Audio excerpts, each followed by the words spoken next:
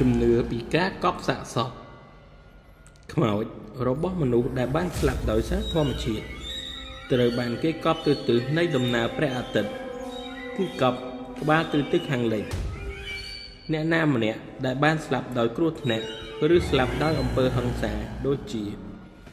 ស្លាប់ដោយធ្លាក់ទឹកលង់ទឹកកុបកម្មអត្តឃាតប្រហារជីវិតពោះចឹកសត្វខាំលាក់នឹងលាក់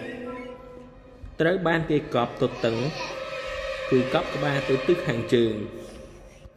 ដើម្បីរារាំងខ្មោចនោះកុំឲ្យត្រឡប់មកធ្វើទុកបុកម្នេញដល់ក្រុមគ្រួសាររបស់ខ្លួន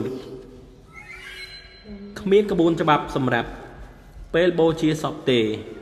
ដែលជួនកាលការបូជាធ្វើឡើងយ៉ាងតិចថ្ងៃបន្ទាប់ពីស្លាប់ហើយពេលនោះគ្មានការបញ្ចុះ